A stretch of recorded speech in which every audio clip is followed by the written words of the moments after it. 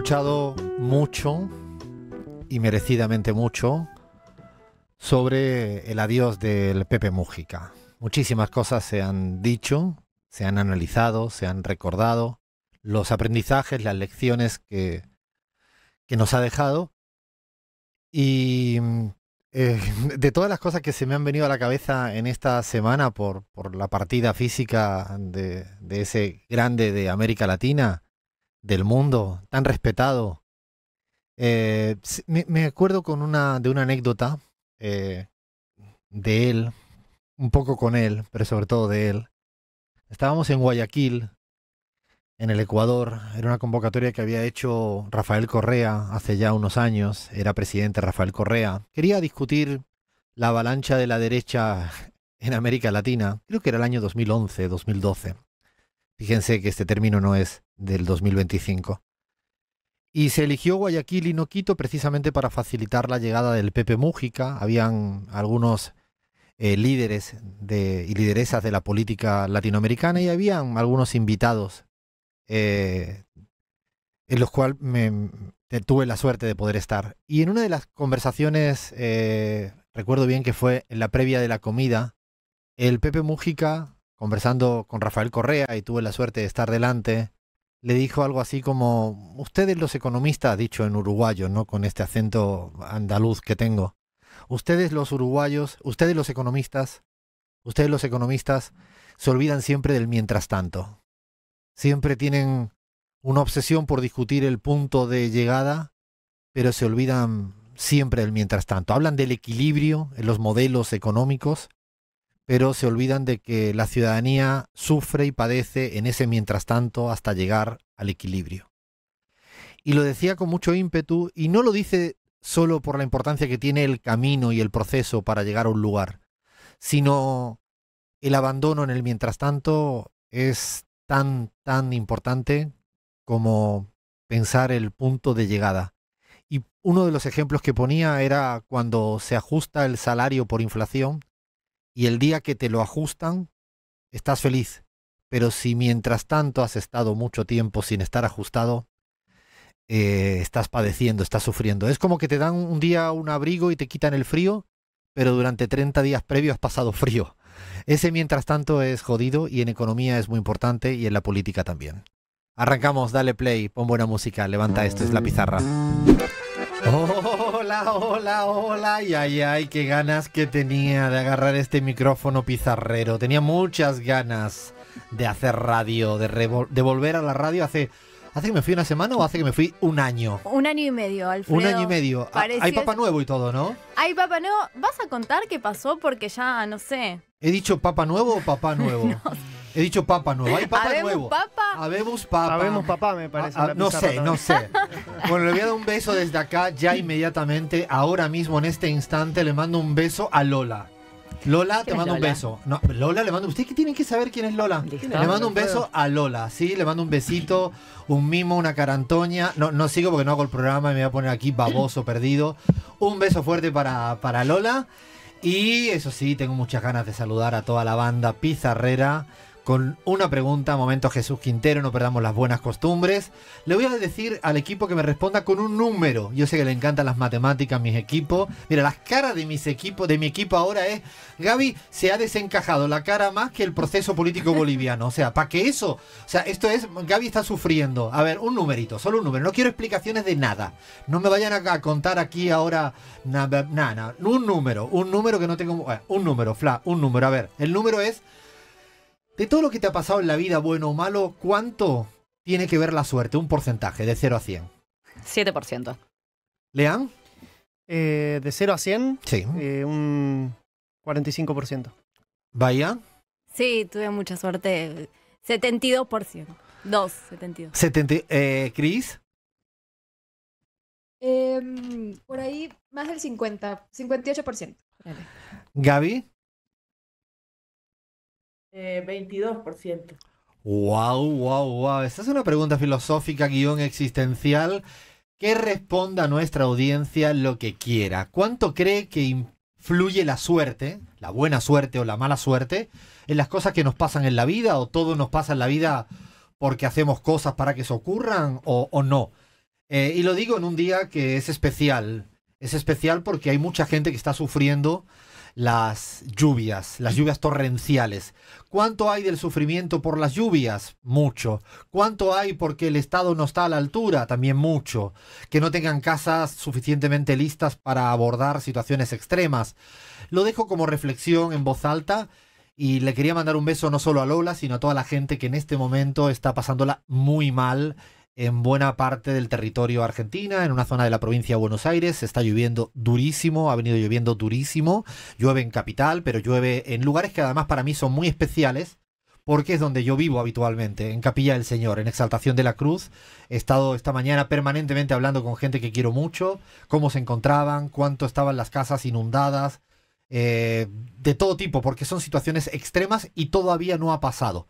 He hablado esta mañana con el intendente de Capilla del Señor, de Exaltación de la Cruz, Diego Nani, para si necesitaban ayuda. Toda ayuda es bienvenida. Ahora vamos a dejar los teléfonos en nuestras redes sociales para que cualquier tipo de ayuda es necesaria y bienvenida. Calma los que puedan tener calma, paciencia los que puedan tener paciencia, que no se muevan los que no se tienen que mover. Y mucha fuerza, mucha energía y ojalá todo el Estado y toda la solidaridad, pero toda la proactividad para ayudar a quien lo necesita. Hay centros de refugiados en los diferentes lugares de Zárate, de Campana, de Exaltación de la Cruz. Digo estos 3 lugares porque son probablemente los más afectados, no son los únicos. Así que vamos a estar durante el programa acompañando este ratito de radio con humor, con rigor, pero también con esa tristeza y con esta solidaridad que toca, sea porque está aquí al lado, aquí cerquita de donde estamos ahora, o sea porque está muy lejos, a la gente que la sufre en este momento duro. Y cualquier información a lo largo del programa evidentemente lo vamos a dar. ¿Por dónde nos pueden escribir para contarnos cómo se encuentran en este momento difícil? Si quieren dar cualquier tipo de mensaje y si quieren también proponernos cualquier cosa. Todo salvo que me llamen gallego, porque amando Galicia soy andaluz. Primero, Alfredo, vamos a dejar el celular. Lo pueden hacer al 11 50 05 07 10. Repito, queremos saber cómo están, cómo la están pasando. En el 11 50 05 07 10. Vamos a dejar también el número en nuestras redes. Estamos en Twitter como @lapizarraoc, Instagram y Facebook como Radio La Pizarra y emitiendo en vivo por twitch.tv/Alfred Serramansi. La radio es compañía, la radio es información y por eso creo que nos toca también, aunque sea un programa de política internacional, evidentemente lo que ocurre en buena parte del territorio argentino en estos momentos, pues es contarlo, explicarlo y sobre todo mimar a la gente que la está pasando mal. Así que además de hablar de esto, porque vamos a hablar de este momento difícil, insisto, difícil por tanta lluvia, tenemos un menú que no cabe, un menú que no entra en este ratito de radio. Vamos a hacer nuestra particular vuelta al mundo. Habrá mini especial de lo que ocurre en Colombia, de lo que está pasando en la Argentina, en Bolivia, en este otro mundo multipolar del que a veces nos olvidamos, CELAC, China y BRICS. Y para terminar, no sé si elegimos bien, pero es una suerte de ranking de los países más deprimidos. Investigación totalmente chequeada. ¿Qué día para hablar de ¿Qué esto, día? ¿no? Hoy viene, sí, yo creo que viene bien porque me voy a reír de eso. Necesito ponerle humor a incluso, así es verdad esto de los países deprimidos. Así que, con todo servido, arrancamos con la pizarra.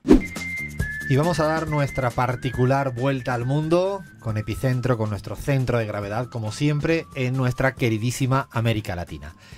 Y nos vamos al Uruguay porque, ha habido elecciones en el Uruguay, pero sí hubo elecciones presidenciales hace 3 días. No tanto, el balotaje en Uruguay fue en noviembre, pero se eligieron intendentes, ediles, alcaldes y concejales. Y el dato es que la última elección hasta 2029, que es la próxima presidencial, porque ellos no tienen elecciones intermedias. ¡Qué alegría! Claro, lo que no significa que vamos a dejar de hablar de Uruguay en estos 4 años. No, para nada. Pero sí es la última elección. Los resultados, la verdad es que fueron como veníamos diciendo, que es que la elección local tiene condiciones particulares independiente a las presidenciales y a las nacionales. En este sentido, todo el voto que tuvo en primera y segunda vuelta el Frente Amplio no hizo una traducción literal a cada uno de los distritos, sino que el Frente Amplio retuvo las intendencias más importantes, que son las de Canelones y Montevideo. Ganó las dos. Ganó las dos porque además recordemos que el actual presidente fue 2 veces intendente de Canelones y la vicepresidenta Carolina Cose intendenta de Montevideo, retuvo estas dos intendencias muy importantes, claves en términos de población en Uruguay, y también se impuso en Río Negro, que no la tenía, pero perdió en Salto, por lo cual se quedó con la misma cantidad de intendencias De las importantes se quedó con 3. Exactamente, se impuso en Río Negro y perdió en Salto. Y el Partido Nacional también retuvo 13 comunas que también eran muy importantes. Pero a lo que voy es que hay un distrito que está en disputa, que es La Valleja, que hay un empate técnico entre el oficialismo y la oposición, pero todo el aluvión de votos que tuvo el progresismo en las últimas presidenciales no estuvo tan reflejado en cada uno de los territorios porque las localidades tienen una impronta y una idiosincrasia muy particular. Así que ese es un poco el panorama político de cara a las elecciones municipales y departamentales en Uruguay. Parte de nuestro granito de arena a la pedagogía política es que no se pueden extrapolar ni trasladar elecciones municipales, ni legislativas intermedias, ni Exactamente. a una presidencial. Tienen singularidades, características, participaciones distintas, candidaturas distintas. Por lo tanto, creemos que la elección ha estado un poco sosteniendo lo que es el núcleo duro del Frente Amplio a nivel territorial, y quien haya querido sacar una primera derrota porque los votos en porcentaje respecto al padrón nacional no se corresponde con las presidenciales, creo que está haciéndose trampas al solitario, y lo aclaramos por si acaso. De una elección más territorial nos vamos a una elección presidencial de la que hablamos hace unos días. Quizás la gente dice, pero no es tan importante para todo lo que es América Latina. Y sí. ¿Por qué?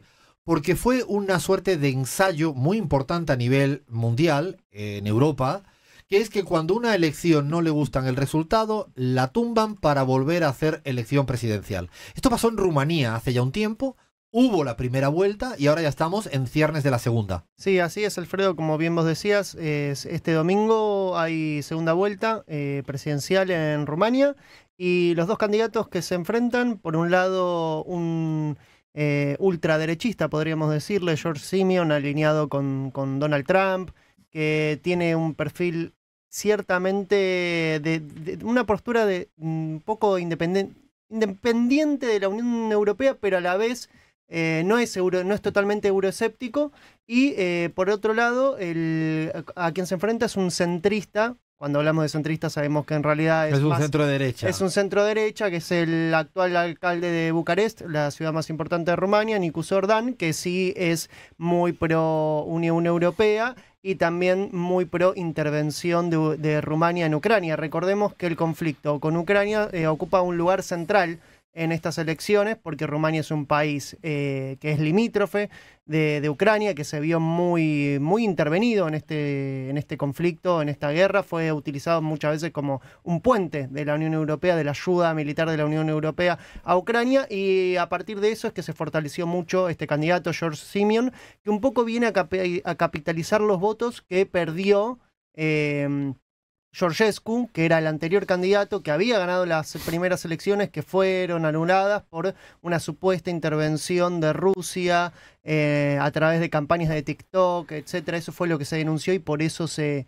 habían anulado. Lo digo porque el precedente o la jurisprudencia es que si no te gustan las elecciones, le echas la culpa a Rusia por la influencia en el resultado, y en un país de la Unión Europea hicieron tumbar el resultado electoral del candidato que era una suerte de outsider o contra todo. Sí, lo que tenía Georgescu que molestaba mucho era que decía abiertamente que había que salir de la Unión Europea. En cambio, Simeon, que mantiene un perfil ultraderechista, muy nacionalista, muy xenófobo, etcétera, dice hay que mantenerse con ciertas críticas, y por eso quizás es que lo dejan participar. Esto es para repensar también lo de la Unión Europea, porque muchas veces desde América Latina se ve como un proceso de integración maravilloso para aplaudir, y entre otros defectos, más allá de lo económico y la asimetría que existe entre uno y otro, es esto que estamos planteando, que cada vez que hay un país que cuestiona su pueblo no estar dentro de la Unión Europea, pasó con Grecia en su momento con Tsipras, ¿no? Ahora con Rumanía, le eliminan el resultado o buscan las fórmulas para tumbarlo, ¿no? Sí, y sobre todo esto pasa en los países de Europa del Este, que se integraron tardíamente a la Unión Europea y que se integraron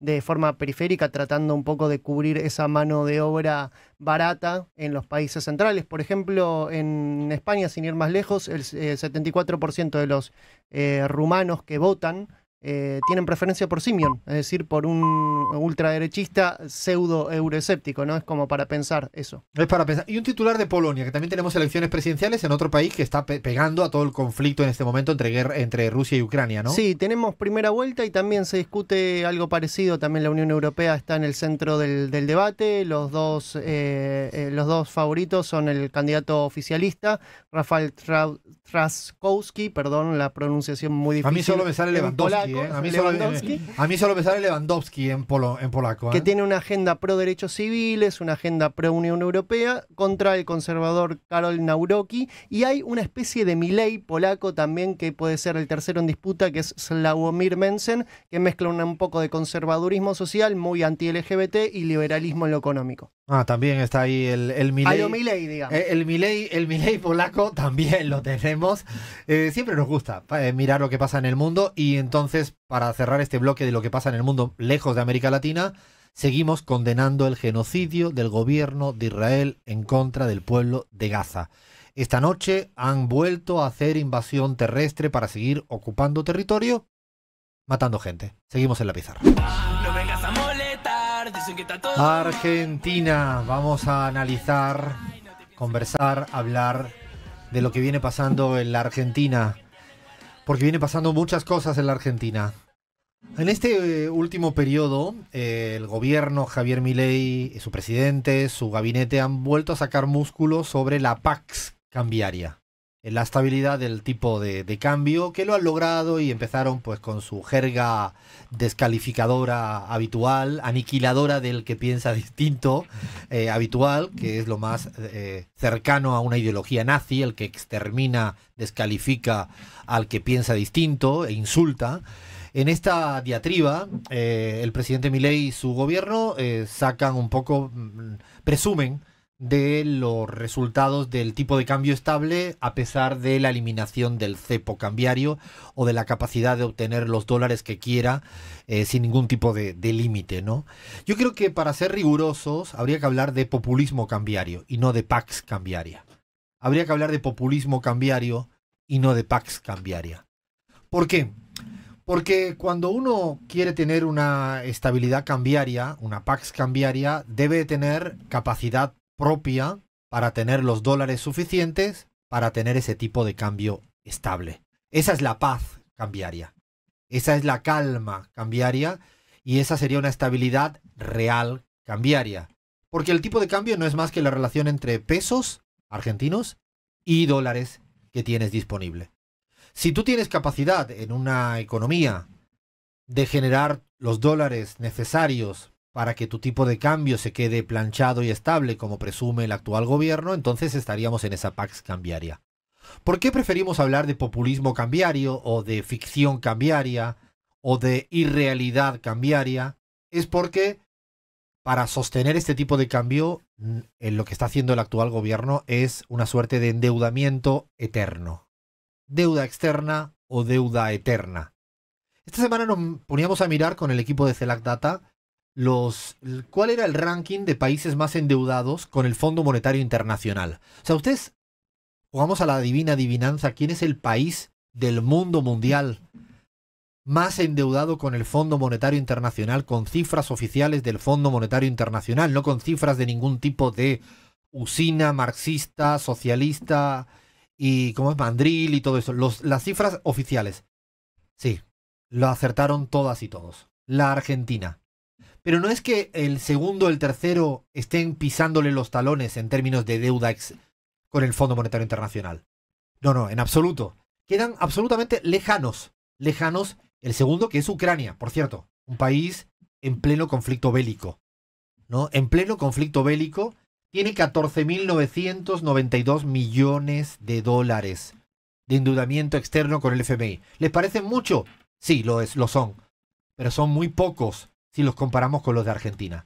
63.996 millones de dólares es el endeudamiento externo eterno que tiene la Argentina con el Fondo Monetario Internacional. El resto de países, Egipto, Ecuador, Pakistán, Kenia, Angola, la Côte d'Ivoire, Ghana, Bangladesh, así podríamos seguir, ninguno se acerca a la dimensión de la deuda externa que tiene la Argentina con el Fondo Monetario Internacional. Deuda fraguada por el núcleo común, por la intersección entre Milei y Macri, porque son lo mismo en materia de política económica. Pueden tener performance diferentes, pero como modelo económico endeudador, el resultado de los 63.986 millones de dólares que tiene la Argentina que pagarle al Fondo Monetario Internacional y que va a limitar la libertad de las generaciones futuras en la Argentina.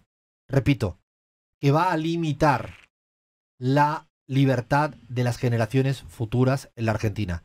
Estos 63.986 millones de dólares que debe el Fondo Monetario a la Argentina al Fondo Monetario Internacional es fruto de la política de Milei y fruto de la política de Macri.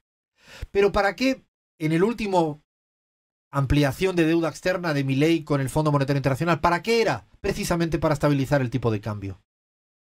Es decir, la pax cambiaria era a costa del endeudamiento externo eterno de la Argentina y limitar las generaciones futuras en cuanto a su libertad para poder hacer cosas. Porque esto es un peso muerto. En economía se conoce como este término, peso muerto, en la economía argentina, de casi 65.000 millones de dólares. Pero parece que no le basta con ese endeudamiento externo para sostener su tipo de cambio estable. ¿Y qué está buscando ahora? Más blanqueo de capitales, que ya lo había hecho también en el primer tramo de su gobierno. Pero como parece que tampoco le va a bastar con el blanqueo de capitales, le está pidiendo a los argentinos y argentinas que desahorren en dólares, que lo saquen del colchón bank. El colchón bank, que es el ahorro que tiene una buena parte de los argentinos, ahorros obtenidos en década ganada. Esos ahorros y que tiene una pequeña porción de ciudadanos de la Argentina, no es la gran mayoría de la Argentina. ¿Qué está intentando hacer Javier Milei? Sostener un tipo de cambio ficticiamente con deuda externa, con blanqueo de capitales y con desahorro de los argentinos. ¿Por qué? Porque no tiene capacidad para generar dólares propios, porque no tiene capacidad para generar inversiones extranjeras, porque no tiene capacidad para tener la base en dólares necesarias para la pax cambiaria que él desea. ¿Tiene un objetivo político esto? Sí, obviamente tiene un objetivo político. Es llegar a las elecciones legislativas intermedias con esta suerte de ficción cambiaria, de populismo cambiario. Y a partir de ahí, con una hipotética o potencial victoria o por lo menos buen resultado electoral, a partir de ahí pegar el salto cambiario que realmente le está exigiendo el Fondo Monetario Internacional. Porque esto también, para sostener este populismo cambiario, requiere de un pacto geopolítico, que es el que hoy en día ejerce el Fondo Monetario Internacional. Y por favor aprendamos, si un día llega a gobernar un presidente o una presidente del campo nacional popular, no justifiquemos ni aplaudamos más ninguna acción del Fondo Monetario Internacional. Porque luego la ciudadanía se confunde y ya no sabe si es buena cristalina o es mala cristalina. Si el Fondo Monetario Internacional es casi algo innecesario e inevitable, es importante hacer esta pedagogía política y no caer en la trampa de por un momento táctico aplaudir una acción de que Cristalina es buena gente y que el Fondo Monetario Internacional se está acercando de buenas maneras. No. Pero para eso, insistimos, hay un pacto geopolítico muy fuerte con el capital financiero, con el presidente de los Estados Unidos de América, que recordamos que es el que toma las decisiones en el Fondo Monetario Internacional, porque tiene capacidad de derecho a veto, porque tiene más de un 16% accionarial, y es lo que le permite vetar cualquier tipo de medida. Y esto es la política económica del señor Javier Milei, de la populismo cambiario en vez de pax cambiaria. Yo creo que cuando uno analiza con mucho rigor lo que está pasando, deberíamos de evitar comprarle su marco, su frame, su relato. Porque para que se dé este populismo cambiario también requieren una orquesta sinfónica de medios de comunicación que aplauden y aplauden y aplauden este tipo de políticas, escondiendo que Argentina a día de hoy es el mayor endeudado con el Fondo Monetario Internacional. Repetimos, 63.986 millones de dólares, muy por encima de cualquier país en guerra del mundo. Que te sueñe que te quiero Nos vamos para Colombia, Fla. Nos vamos ya, directo. Nos vamos a Colombia. Pero esta música hoy no cuadra tanto. No, Alfredo, hoy no. Hoy Un es como poquito, que sí, hay que subir un poco. está muy arriba para lo que está sí, pasando. Sí, en la verdad Colombia, que es creería difícil. yo. Es difícil que pongamos música alegre en momentos difíciles.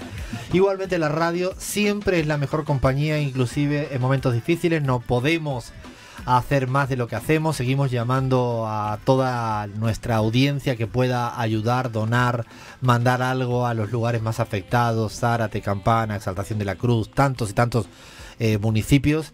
Le damos este empujón necesario para que lo hagan, a las autoridades que sigan remándola, que a todo el mundo que siga aportando, ayudando en lo que sea necesario, y al que tenga un ratito de calma, que ponga la radio y que al menos disfrute, descanse, se relaje, sin dejar de estar pendiente de lo importante, que es que primero ojalá no haya vidas humanas en riesgo, y después temas materiales, que para la gente que depende de eso es tan importante como el todo. Así que seguimos mandando muchos besos, muchos cariños, muchos mimos a toda esa gente, y insisto, además lo hablo muy en primera persona, porque hablar de Capilla del Señor para mí es como hablar de mi nuevo lugar en el mundo.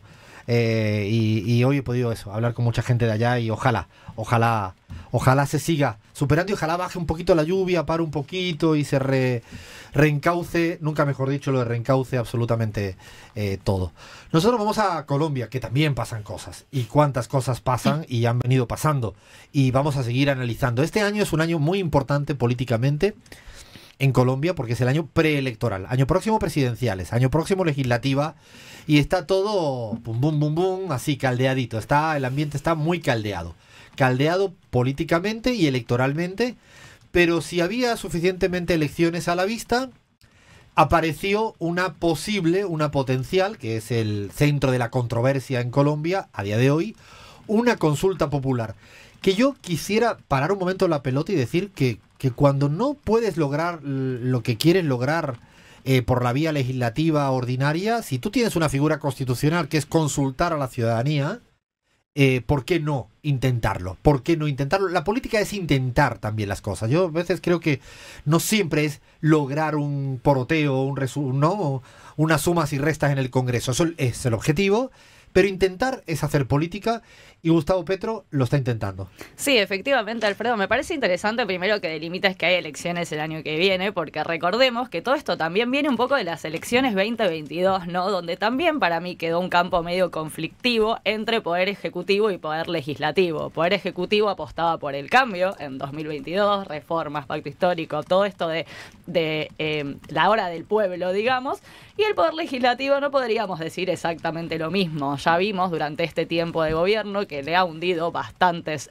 reformas que Petro ha intentado sacar, y Petro por todos lados justamente intenta, si el poder legislativo no acompaña, seguir, por supuesto siempre dentro de las vías legales, llevando adelante las reformas que quiere hacer.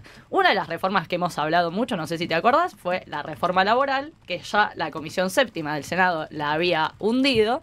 Y Petro dijo, bueno, tengo otra posibilidad, que es hacer una consulta popular. O sea, no por nada digo la hora del pueblo, porque realmente lo que quería Gustavo Petro era presentarle la consulta al pueblo, y esto es lo que quiso hacer. Estamos hablando de las mejoras básicas en derechos laborales. Por ejemplo, si trabajas más horas extras de las que ya te toca, que te la paguen un poquito más. ¿No? Si trabajas un feriado, pues también que te lo tengan en cuenta. Si para hay una parte de la población que tiene minusvalía, discapacidades y demás, que se le permite una cuota determinada. Estamos hablando de derechos laborales que ya han sido logrados en los grandes países del mundo. No estamos pidiendo, no es que Petro ha pedido que todas las empresas contraten 1 millón de empleados con salarios multimillonarios, no. Cosas muy básicas es lo que hoy en día está en juego. Efectivamente. Bueno, ¿cómo quería Gustavo Petro llevar esto adelante después de que ya lo hundieran por todos los lugares posibles? Presentó el 1 de mayo, Día del Trabajador y la Trabajadora, no menor, ¿no? El día de la presentación, ante el Congreso, la idea de hacer una consulta popular, los 12 puntos de la consulta popular, que era lo que él quería debatir con el pueblo. ¿Qué pasa? El Congreso tenía que votar el sí o no a la consulta popular. O sea, ellos, los mismos que ya habían dicho no a la reforma, ¿qué te parece que dijeron cuando le dijeron quiero que el pueblo opine sobre la reforma? Porque... No, esto es dictadura. O sea, si tú quieres que el pueblo opine, o sea, pedir que el pueblo vote sobre algo es ser dictador. Efectivamente. Un Entonces, argumento difícil de entender y de explicar, pero es que estamos así, ¿eh? sí, efectivamente pedir el voto del pueblo para ellos era imposible y dijeron, no, voy a hacer todas las vías ilegales o cuanto menos cuestionables y fraudulentas para que esta votación sea de la manera menos democrática posible. Es decir, recordemos lo que estamos hablando, se tenía que votar en el Congreso por el sí o por el no a la consulta popular sobre la reforma laboral y se terminó votando por el no. Los números, así si queremos hablar de poroteo, fueron 49 senadores en contra y 47 a favor. Eso sí te tuviera que decir los números. Ahora si querés, te cuento qué pasó para llegar a esos números. O sea, votaron que no a que se haga la consulta popular respecto al avance en derechos laborales, y lo peor de todo esto no solo es que dijeron que no, sino que hicieron todas las artimañas y trampas para lograr esa votación que no. Algunos ejemplos. Algunos ejemplos nomás, de hecho pueden después leer lo que dijo Gustavo Petro, que de hecho estaba en la cumbre de CELAC y tuvo tiempo para hablar y salir a decir esto es fraudulento y se hunde la consulta, pero por fraude, y cuenta algunos ejemplos, pero así rapidito. Por ejemplo, el escaso tiempo de votación que tuvo cada uno de los senadores fue poco más de 2 minutos cuando hay por ley habilitados hasta 30, Alfredo, o sea, de por sí ya estamos hablando de un tiempo muy distinto. Segundo, que cuando se cierra la votación, un voto se puede ver en la transmisión de la plenaria, cambia del sí al no, o sea, permitime dudar, ¿no? Hubo 96 votos, aunque había 97 senadores presentes al momento de votar. Se modificó el orden del día antes de ingresar, o sea, empecemos a decir que no se dio todo en el marco de lo regular y lo que estamos esperando. O sea, de repente llegas allá para hablar de una cosa y te dice ahora tienen que votar de otra. De repente te quitan el tiempo disponible legalmente para discutir este tipo de cuestiones. De repente hay un voto que se cambia de bando. De repente se achica el periodo de votación. O sea, lo que ha planteado el presidente Petro y toda su buena parte de su gabinete es decir, vamos a rehacer la votación. Pero le han dicho que no y ahora hay que lanzarle un poco la pelota adentro de un mes. Ahora dentro de un mes, por un poco establecer los plazos legales de la Cámara de Representantes que le dicen en Colombia, estamos ahí. Pero en medio de este no a la consulta popular, se duplica el truco, ¿no? Como si era retruco le hicieron el Congreso con el tema de ahora y dice, bueno, ahora no. Ahora, ¿por qué no retomamos la reforma laboral que queríais aprobar, no, Fla? ¿Vos te acordás que hace un mes les pido, por favor, que busquen realmente en el archivo de Radio La Pizarra? Nosotros tenemos todo en YouTube, o sea, realmente pueden ver todo lo que decimos todo el tiempo. Hace un mes nosotros ya habíamos contado, antes de la idea de la consulta popular, antes de todo esto ya habíamos contado que Petro intenta ir por la primera vía, digamos, hacer la reforma laboral en el Congreso y la Comisión Séptima se la archiva. Dice, no, la verdad estamos discutiendo un montón de cosas, gracias, no nos interesa, se la archiva. Queda archivada. Pasa este tiempo, Petro redobla la apuesta y dice, bueno, ok, vos la archivás, yo la voy a consultar al pueblo. Y ella dice, no, pará. ¿Y si la retomamos? Si la revivimos, como que tengo una idea buenísima. Hace un mes que tenemos este debate pendiente, entonces mejor que retomemos lo que hace un mes. Yo mismo te dije que no quería retomar. Yo no sé, Flavia, si es legal o no legal, porque no soy experto. Lo que tengo clarísimo es que no es legítimo.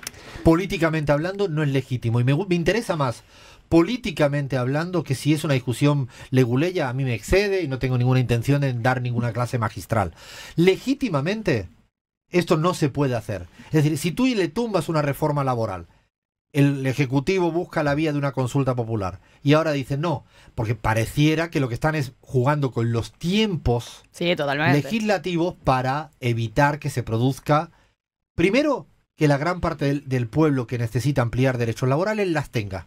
Segundo, que pareciera que le salió una suerte de efecto boomerang de rechazar la reforma laboral porque no quieren que haya una cita electoral en torno a algo que a la ciudadanía le importa, le interesa. Es como que no quieren. De hecho, entonces estamos en el límite. Déjame preguntarle a Gaby, que ha tenido mucha experiencia de presidenta del Senado en Bolivia, que es tan fuerte el poder de maniobra a veces que tiene un legislativo para hacer ilegítima este proceso, Gaby. Bueno, Alfredo, yo creo que a veces cuando los pueblos reforman sus constituciones, etcétera, dejan demasiado peso a los poderes constituidos y poco peso a la posibilidad de que el pueblo se pronuncie directamente. Porque si uno quiere hacer una consulta popular, no debiera tener que pedirle a un poder constituido como es el legislativo. Lo digo como base del debate constitucional. No estoy entrando al debate leguleyesco, sino político.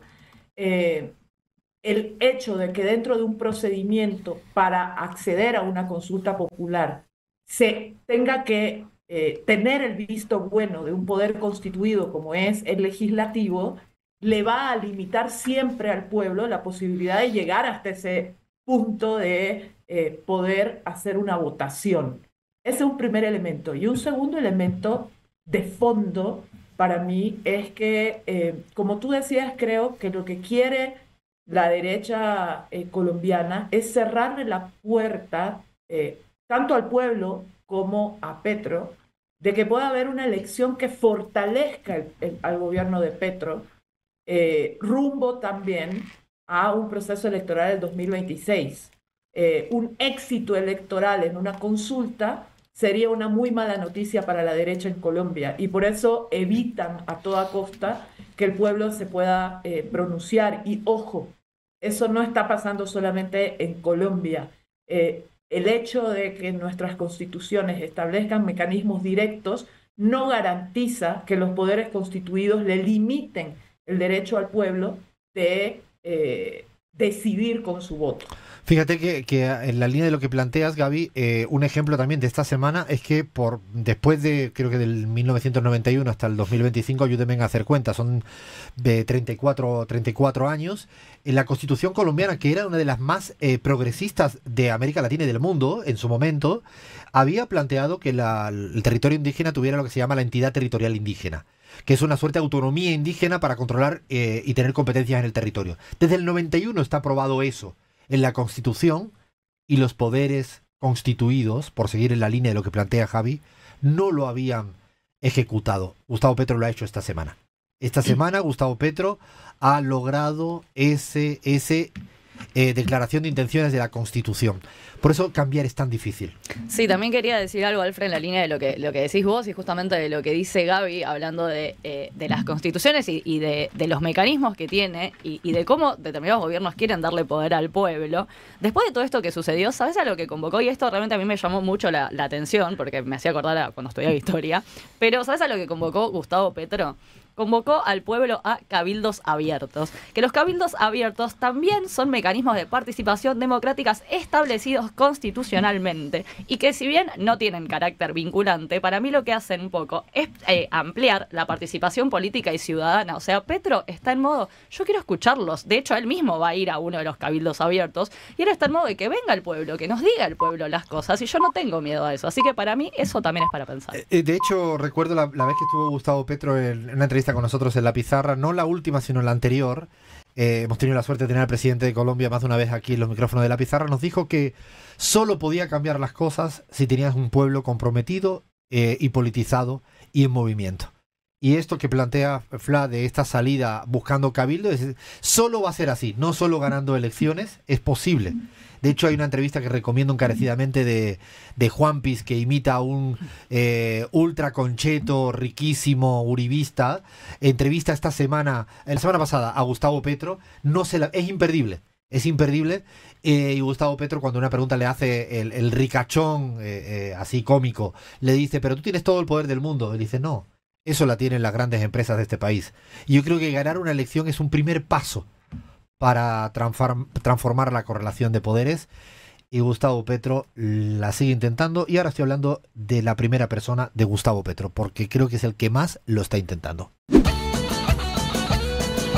Música boliviana para irnos a Bolivia, al Estado Plurinacional de Bolivia, que hay elecciones muy próximamente, mitad de agosto, elecciones, primera vuelta en Bolivia. Se está cerrando ya el plazo, digo cerrando, pondría comillas, el plazo para conocer cuál es el tablero electoral de candidaturas.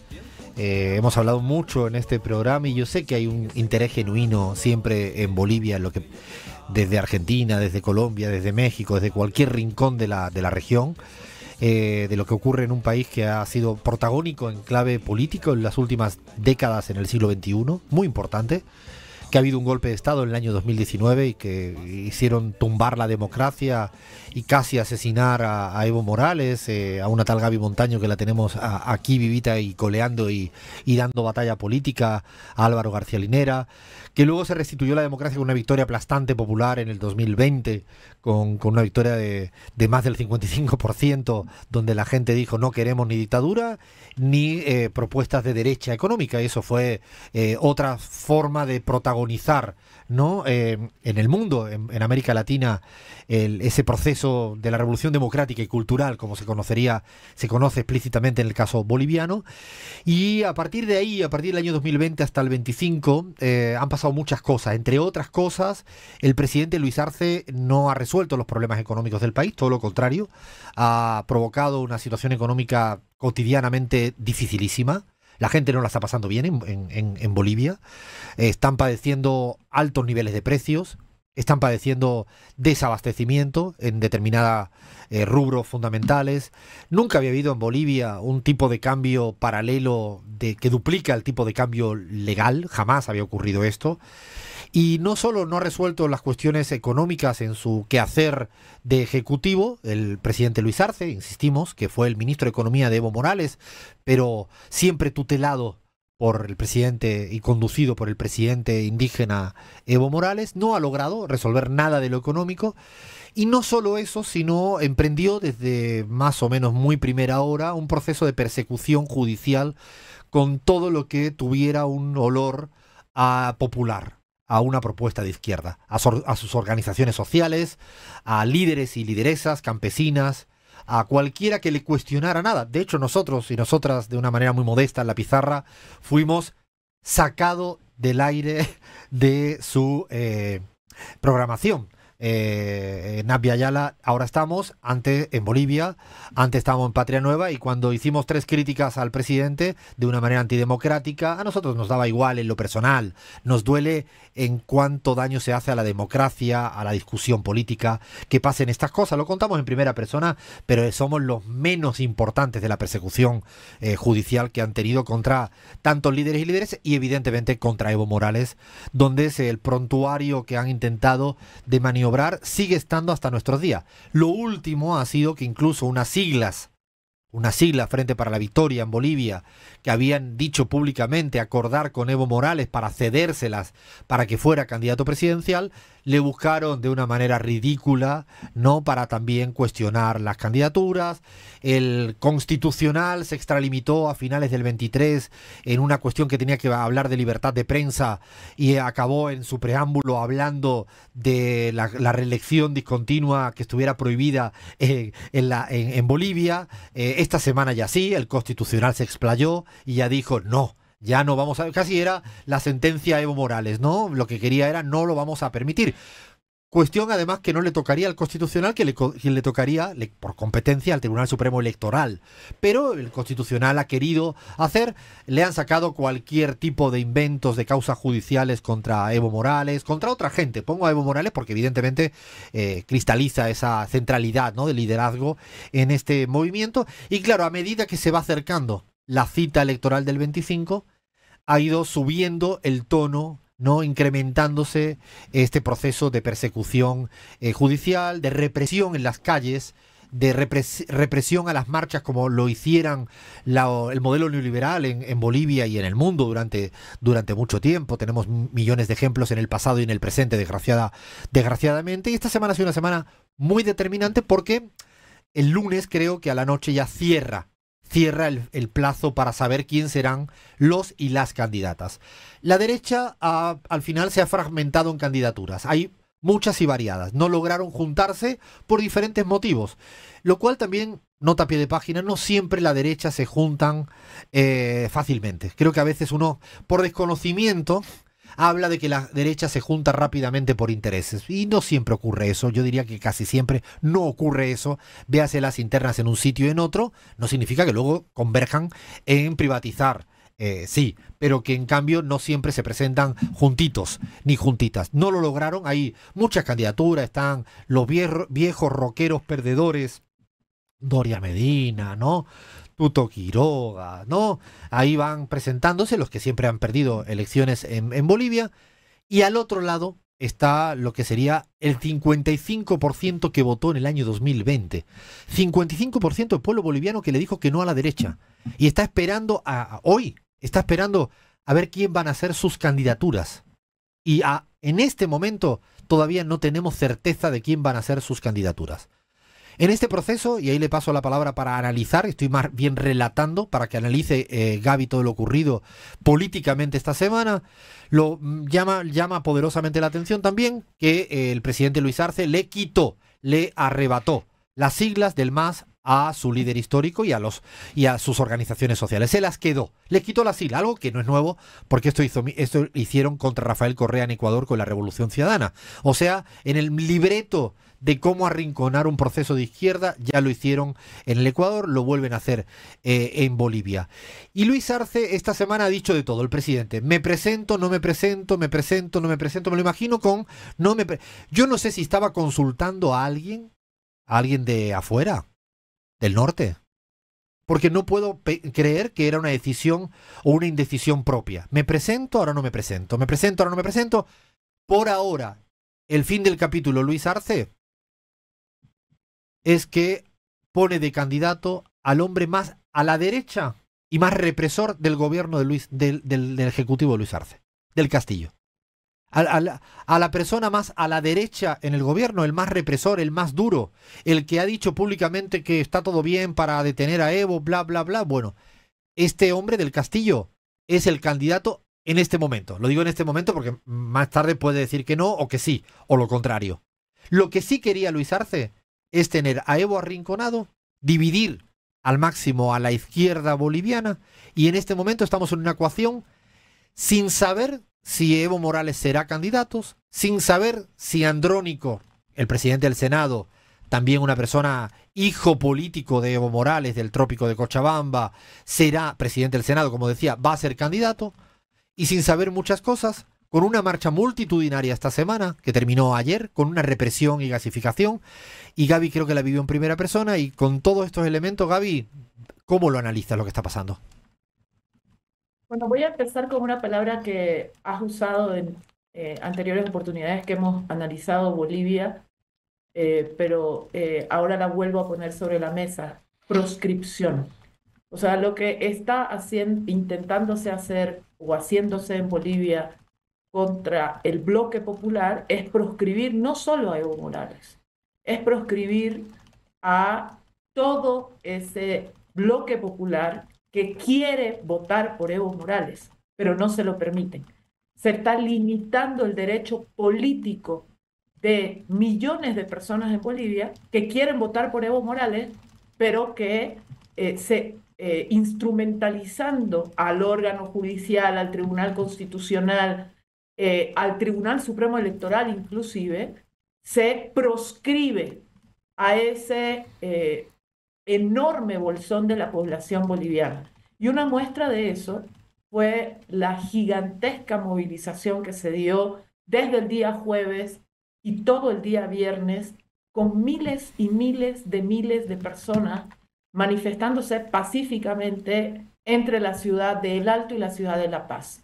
Esta marcha, que realmente era multitudinaria, yo no podría decirte, Alfredo, si es probablemente la más multitudinaria que he visto. Y han habido muchas, Gaby.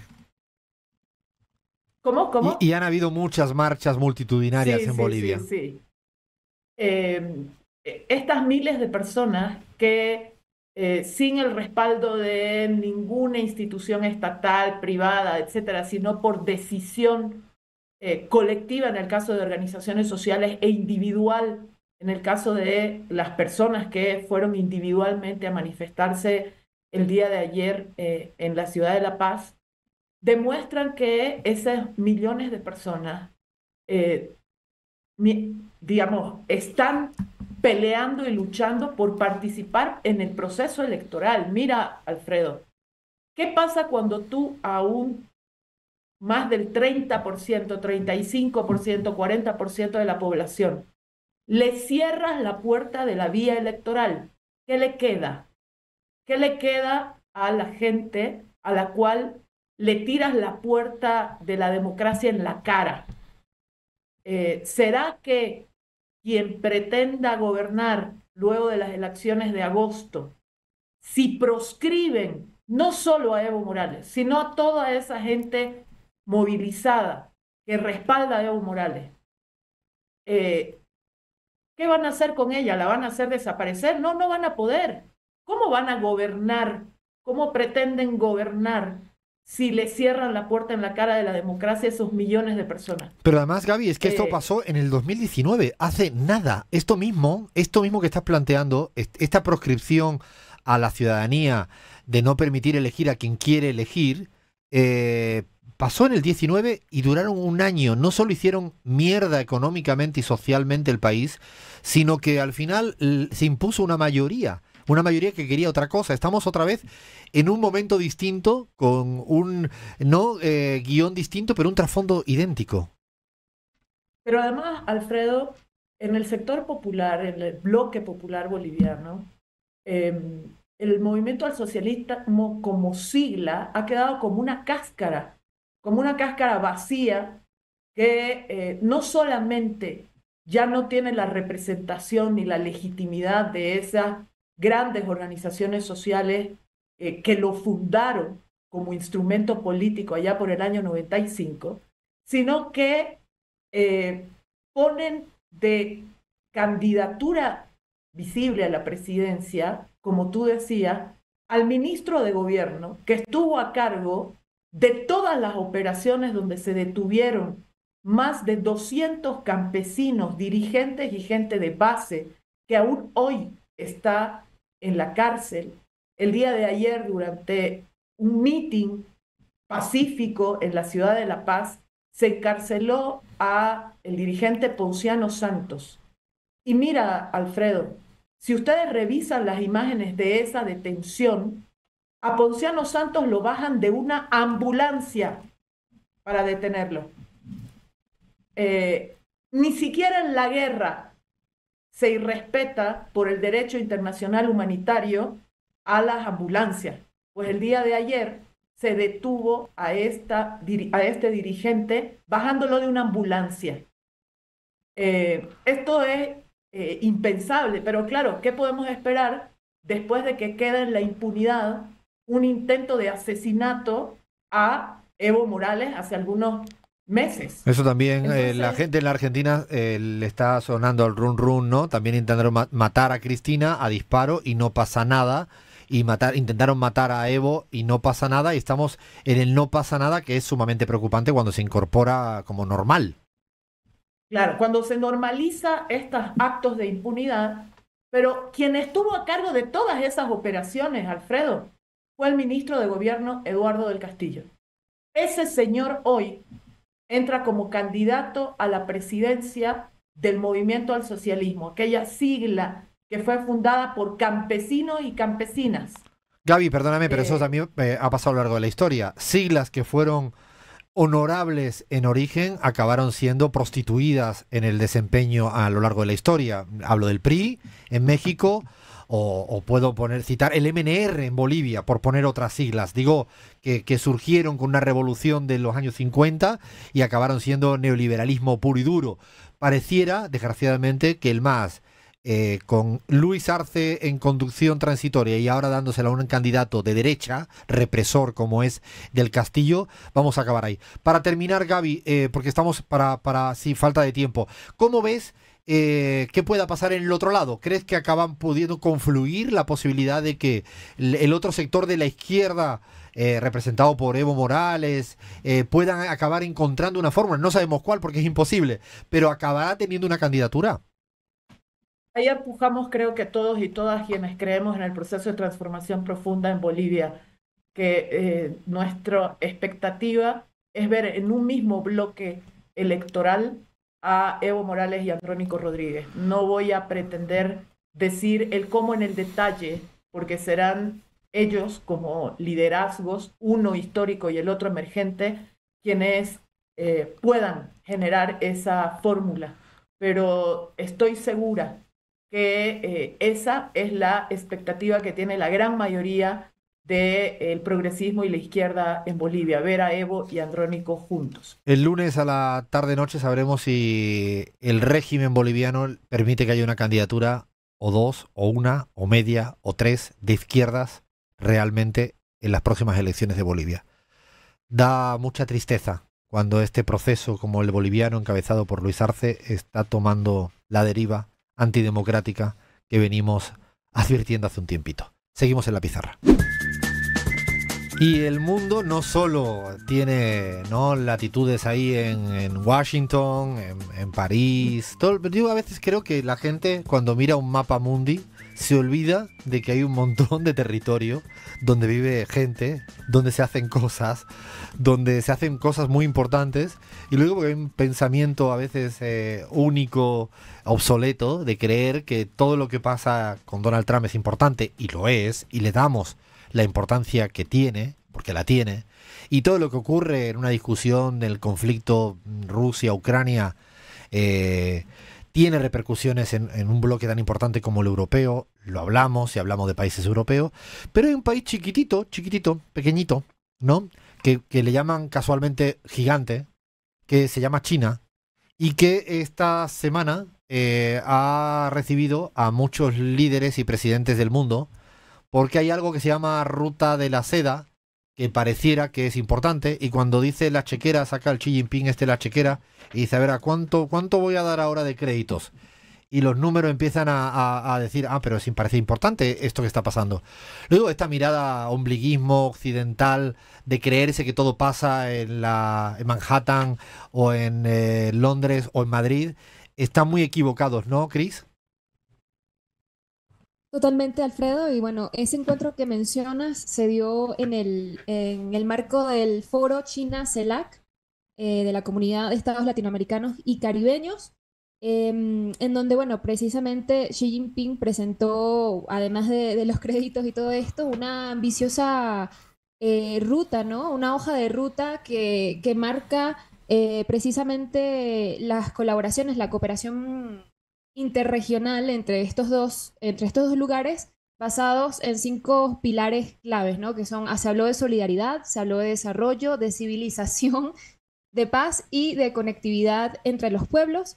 Hay que recordar que, bueno, en principio que el Foro CELAC cumple 2025, 10 años desde su fundación, desde aquel primer encuentro en 2015.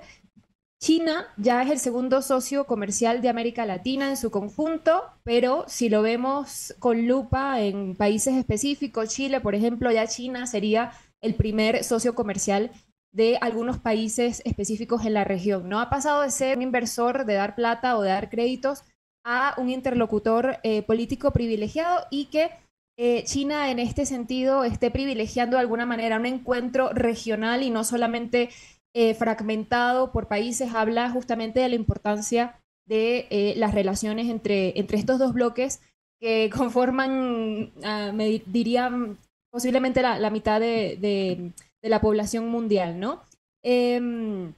Hay 2 fondos claves que han respaldado, digamos, esta transformación, ¿no? Proyectos reales, no promesas, como el préstamo para infraestructuras de China ALC con 20.000 millones de dólares, ¿no? Estamos hablando de un histórico. El préstamo China-Caribe con 2.500 millones más, y ambos han sido gestionados por el Banco de Desarrollo China, con el enfoque claro que ha sido financiar, pues, el desarrollo regional, la industrialización.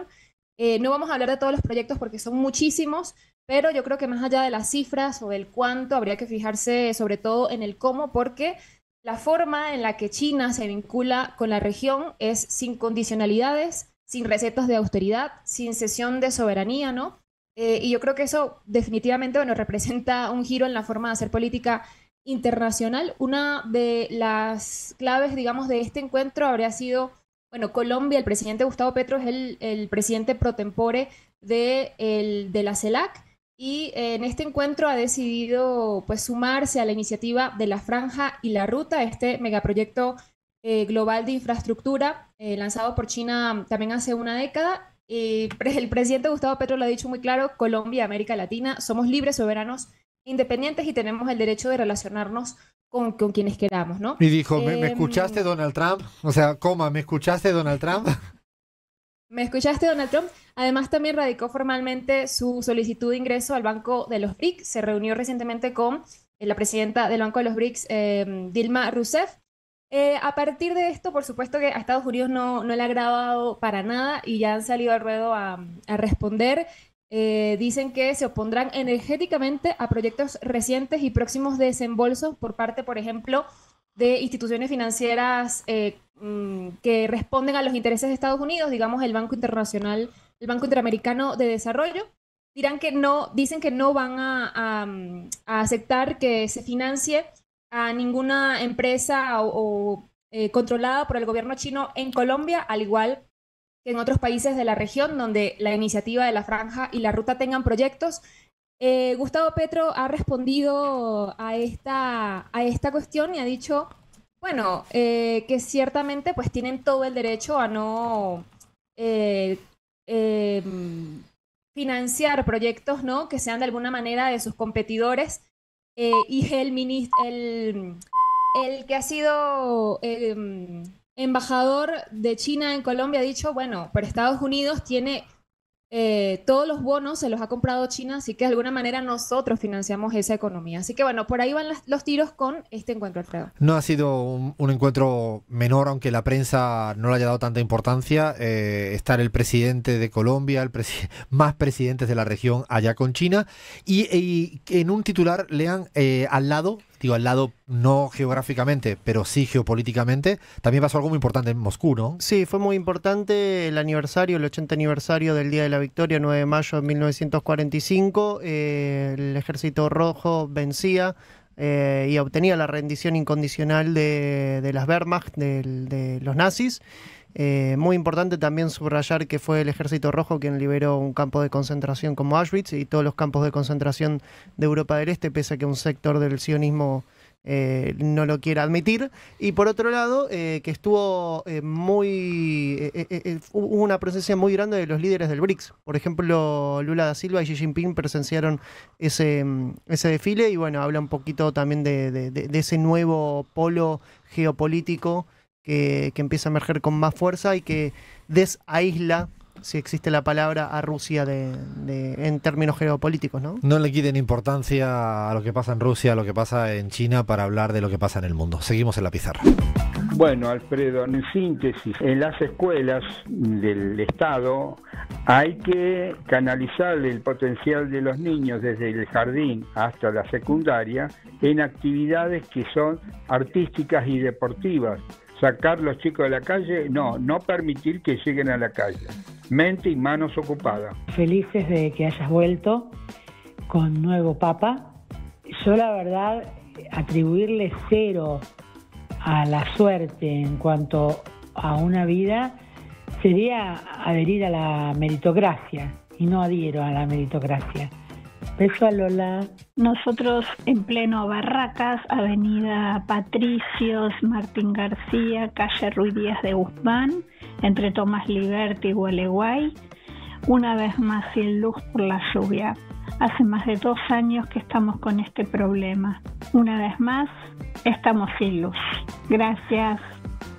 Muchas gracias a toda la audiencia pizarrera, a todos los oyentes, a todas las oyentes. La verdad que son momentos difíciles, porque viendo las imágenes en este momento aéreas de lo que está pasando, por ejemplo, en Capilla del Señor en Exaltación de la Cruz, da mucha tristeza, mucha rabia. Hay muchos y muchos evacuados, hay zonas absolutamente inundadas, impracticables. Están sacando gente de zonas que no pueden estar más porque ya peligra su vida. Además, estas horas suelen ser horas siempre feas porque no termina del todo lo que va pasando con los cauces de los ríos, de los arroyos. Por eso puede parar de llover un momento y no termina de saber lo que va a ocurrir en las próximas minutos, horas, en la zona de Zárate, en la zona de Campana. Los datos todavía son inconclusos porque esto es noticia en desarrollo. Estamos hablando de aproximadamente unos 4.000 evacuados. Se están habilitando en los diferentes municipios, las diferentes localidades más afectadas de esa zona de la provincia de Buenos Aires, algunos lugares para que puedan estar las personas que hoy en día, en este momento, ya no pueden estar en sus casas porque peligra sus vidas, porque no tienen para poder practicar el más mínimo momento de cotidianidad. Insistimos que esto es recién, está en desarrollo, hay muchas rutas que están cortadas, algunos municipios que comienzan a estar aislados, que es difícil entrar y salir. Recomendación, sugerencia es que toda aquella que no tenga que moverse, que pueda prescindir de un movimiento, un desplazamiento, que se quede quietecito, que se quede en casa. Entendemos perfectamente el que tenga que moverse porque sí o sí, que lo haga con mucha precaución, atendiendo a todas las sugerencias oficiales. No se dejen guiar, por favor, por los bulos e informaciones no chequeadas en redes sociales, que a veces son falsas, que a veces son más alarmistas o que te dan información contraproducente. Sugerimos que consulten solo las información pública, las institucionales de los diferentes organismos competentes de la provincia de Buenos Aires, de los municipios afectados, del Estado de la Nación, que yo al menos sigo esperando que el presidente Javier Milei, en vez de hacer tweets pelotudos y boludos, en este momento con su gabinete esté solo ocupado y preocupado de resolver con el mayor número de herramientas posible. No es el momento de decir te toca a ti. No es el momento, porque ya escuché ayer una suerte de cántico mediático de decir le toca al gobernador de la provincia, que no hizo esto, que no hizo lo otro. El máximo mandatario debe estar volcado, no digo hablando ni tuiteando, volcado, trabajando absolutamente sin ningún segundo de descanso para ayudar con todo lo que toca, porque además esto recién empieza, suele haber una huella que afecta los siguientes días, más allá de que ojalá pare la lluvia, que se calme la situación. Lo damos con esta preocupación porque hemos vivido en la Argentina y en toda América Latina y en el mundo que las inundaciones hacen estragos. En España hicieron estragos con la Dana en la zona del Levante valenciano. Hace poco la provincia de Buenos Aires tuvimos momentos muy, muy, muy feos, muy trágicos. Y ojalá, porque además viendo las imágenes, las panorámicas que empiezan a verse, hay zonas absolutamente, no se identifica ni siquiera en las rutas. Por lo tanto, máxima precaución, solidaridad, todo el que pueda apoyar, donar, acercar, que consulte ya hoy en día las redes sociales institucionales de las localidades afectadas para ayudar con un colchón, con comida, con lo que fuere. Y paciencia para los que puedan tener paciencia. Porque no todo el mundo puede tener paciencia cuando empieza a ver que su casita, de lo que vive, se va al traste por estas inundaciones. Sí, Alfredo, primero destacar en primer lugar el rol que está cumpliendo un club social y deportivo no sociedad anónima como el Club Atlético Defensores Unidos de Zárate, que está recibiendo donaciones e incluso evacuados. Para eso están los clubes de fútbol, no solamente para un partido de fútbol. Y después, en segundo lugar, estaba revisando el Twitter del presidente Javier Milei y veo que en los últimos, por lo menos 20, 30 retweets que hace, que obviamente los fines de semana, como no trabaja, está muy, muy metido en Twitter, y veo retweets de libros de Rothbard, de felicitaciones y premios a Marcos Galperín, y absolutamente casi nada de la inundación. Lo único que encuentro con respecto a la noticia terrible de la inundación en el conurbano bonaerense son chicanas fáciles contra el gobernador Axel Kicillof y ningún anuncio concreto de ayuda material y específica para con los afectados, ni siquiera un mensaje de solidaridad con ellos, ¿no? Habla un poco también del tono que siempre adquiere a la hora de enfrentar este tipo de catástrofes climáticas, que hay que decir que desde que es presidente se han repetido una y otra vez. Parte del cambio climático que estamos atravesando y parte también de la falta de inversión en infraestructura. Ojalá se dejen, no son momentos para chicanas, no son momentos para estar pensando en boludeces ni retuiteando pelotudeces, son momentos para dedicarle el máximo tiempo posible a este momento que están padeciendo personas de carne y hueso en la Argentina, sufriendo, que seguramente él no sabe ni dónde queda Zárate, ni Campana, ni Exaltación de la Cruz, pero más allá de que no se ha ocupado en este tiempo, en este instante exigimos máximo, igual que están haciendo este tipo de clubes sociales. En Capilla del Señor, por ejemplo, el Club Honor y Patria ha habilitado para los evacuados de Capilla del Señor. El intendente Diego Nani me dice que por favor están aislados y que desde afuera nos lleguen colchones, almohadas, frazadas, agua, elementos de limpieza, que se comuniquen para cualquier incidencia urgente al centro de atención vecinal, al CAP. No sabe la de veces que yo he tenido que llamar al CAP para cualquier cosa. Siempre están ahí, activos, predispuestos. Cualquier cuestión, llamen, busquen para entregar la mayor ayuda posible, pero lo más ordenado posible para que sea lo más efectivo posible. Sí, y en breve el gobernador de la provincia de Buenos Aires desde el Puente 12 de La Matanza va a dar una conferencia de prensa, y también Andrés Cuervo Larroque, el ministro de Desarrollo de la Comunidad, también especificó la asistencia técnica y social que se está dando a cada uno de los distritos más impactados, ¿no?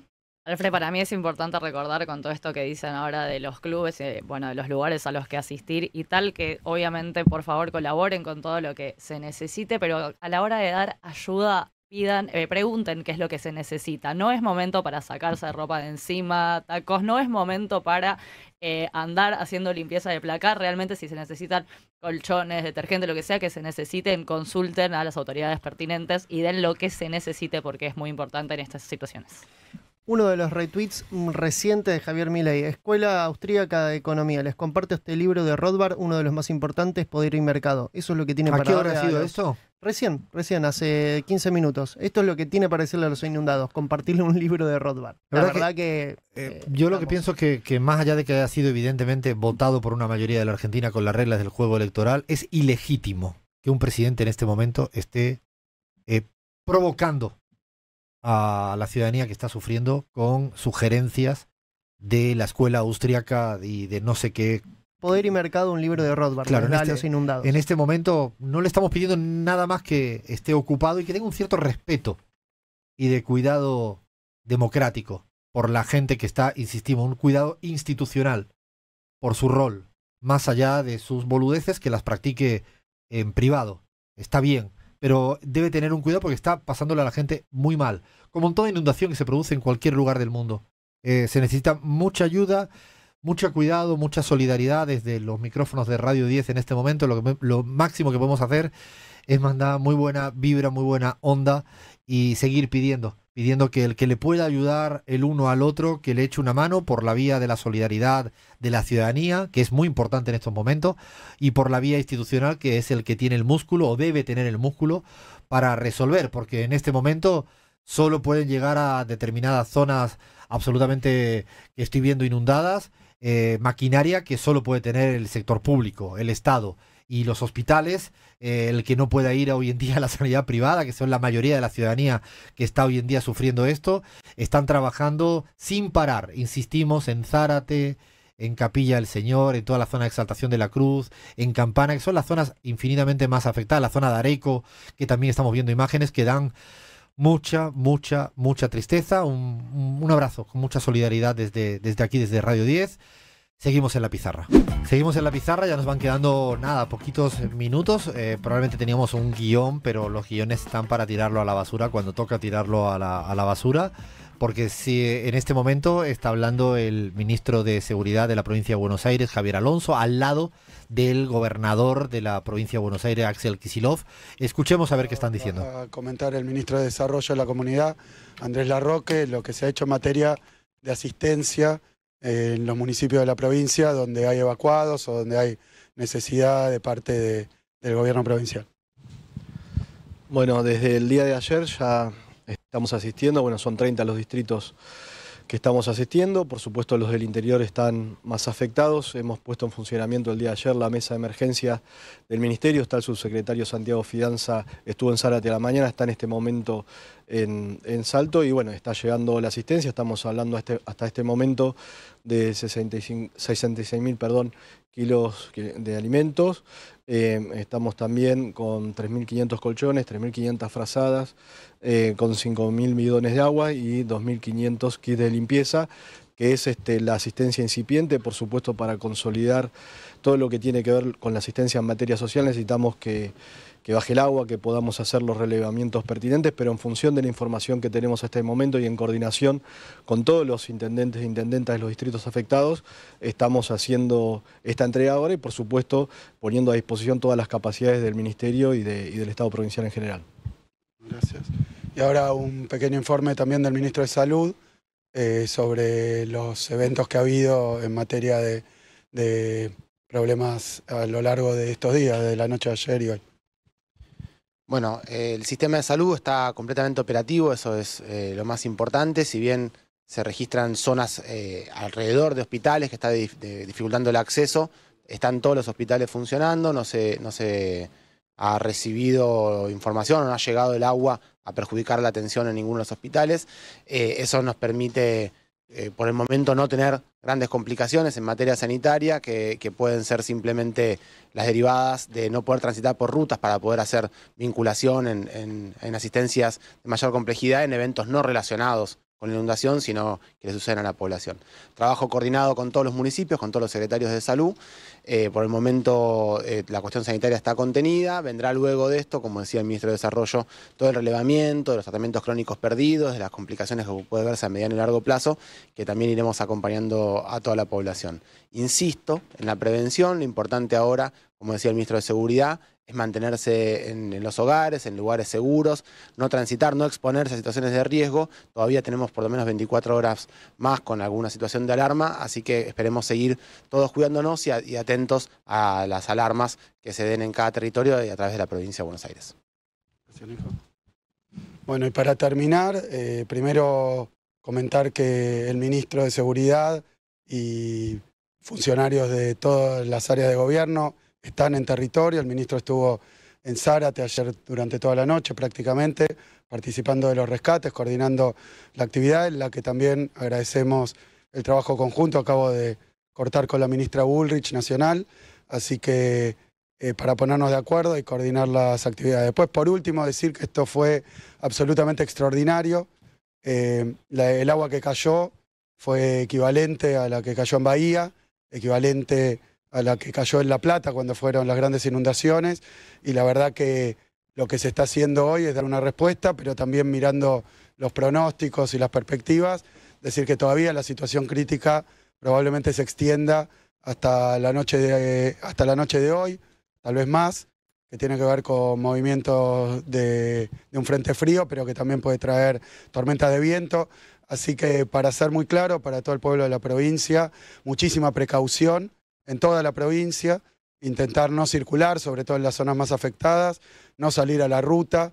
La verdad que tenemos que cuidarnos, tomando las prevenciones personales, familiares y comunitarias, y nosotros ahora vamos a sobrevolar. Ya tenemos, por condiciones climáticas, la posibilidad de sobrevolar un poco la zona más afectada, así que ahora lo vamos a hacer, y por supuesto que el 911 y todos los teléfonos de emergencia a disposición. El trabajo fue con todos los intendentes de todos los sectores políticos, por supuesto. Bueno, muchas gracias y a cuidarse mucho.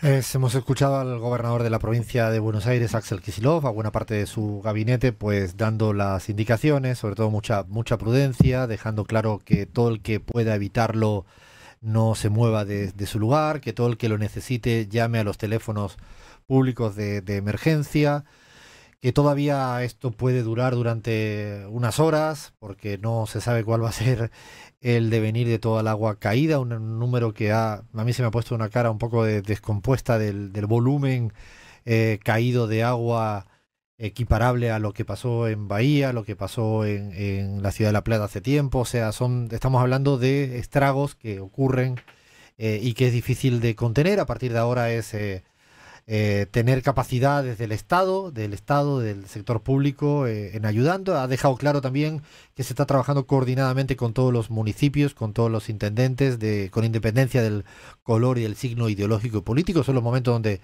hay que seguir discutiendo de política, pero sobre todo hay que resolver en este momento de corto plazo todo aquello que se pueda hacer en el corto plazo. Ya habrá tiempo de discutir. Yo no soy de los que en estos instantes me gusta aprovechar este campo fértil para empezar a debatir sobre cuestiones de medio y largo plazo. Mañana pasado, cuando terminen las urgencias, esta coyuntura de mierda que estará viviendo una buena parte de de la provincia de Buenos Aires, de municipios que están pasándola muy mal, y que además las previsiones son previsiones de lo que pueda ocurrir en las próximas horas. Lo que sí es cierto es que está garantizado 24 horas de máxima dificultad por parte de muchos ciudadanos y ciudadanas que están habitando Zárate, Campana, en muchas localidades, que hoy en día las imágenes además están trabajando sí o sí, sin parar.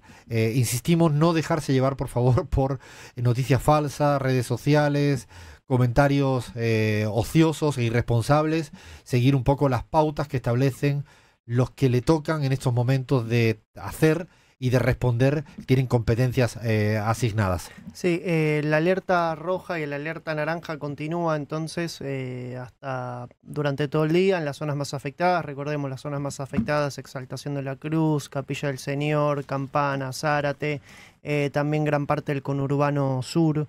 Ahí veíamos también imágenes de Bernal, en el municipio de Quilmes, también muy afectados. Y también la ciudad de Buenos Aires, la ciudad autónoma de Buenos Aires. Escuchábamos una oyente del barrio de Barracas que también estaba denunciaba que estaba sin el servicio eléctrico, producto de esta lluvia tremenda. Y vimos también imágenes de algunos barrios porteños realmente afectados, como el barrio de Caballito, en algunas zonas también estuvo bastante inundado. Pero sí es cierto que las regiones más afectadas son las del conurbano norte-sur y estos municipios de la provincia de Buenos Aires. Hablo además en primera persona porque hoy estoy acá en Buenos Aires por circunstancias de la vida, pero podría estar en Capilla del Señor, donde suelo vivir todo el tiempo, y me es muy fácil, desgraciadamente, empatizar con tanta gente que estará, además, no solo padeciendo momentos de mucha zozobra, sino con la incertidumbre de las próximas horas. Máxima solidaridad y poder ayudar en lo poquito que creen, incluso con una llamada telefónica a un familiar en este momento para calmar, para tranquilizar. Todo va a sumar, en lo que sea cuestiones materiales como colchones, frazadas, todo aquel tipo de ayuda es necesario.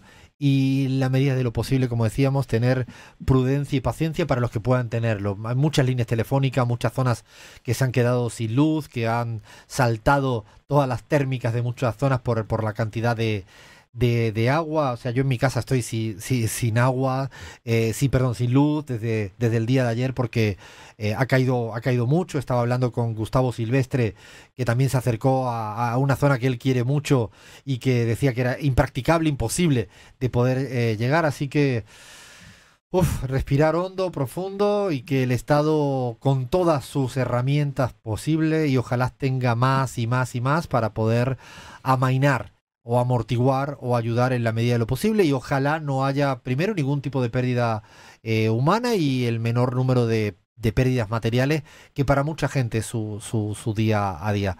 La verdad que queríamos escuchar al gobernador de la provincia de Buenos Aires en vivo y directo, porque nos parece que era mucho más importante que cualquier segmento de investigación que hayamos preparado para este momento. Yo creo que es el momento de ir despidiéndonos, de ir dándole las gracias al equipo que hace siempre posible lo imposible. Y es que sea radio, a veces con el guión previsto, a veces con el guión, desgraciadamente en este caso, por una muy mala noticia tan trágica. Pero es radio, y la radio es esto, así que le damos las gracias al equipazo pizarrero. Le agradecemos a Fernando Saninelli, que estuvo en la edición de sonido para La Pizarra, en video para La Pizarra, Baco Mason y Cele Guida, en la operación técnica de Radio 10, Sebastián Merani, en la operación de YouTube hoy estuvo Nacho Ferreira, en la producción Cristina Chiesa, edición de sonido Charlie Cacabielo, servicio informativo Marcelo Bartolomé, musicalización Javier Fábregas, coordinación de Radio 10 Cristian Carballo, dirección general Sebastián Pedrón, y ya llega Pablo Ladaga en la continuidad. Y quédense escuchando radio siempre, sin lugar a dudas es la mejor compañía. También en estos momentos difíciles te informan, te acompañan, te miman, te dan indicaciones, así que la radio siempre radio presente. Y nosotros nos despedimos, pero con una amenaza muy presente. Somos La Pizarra y hemos venido para quedarnos. Y el daño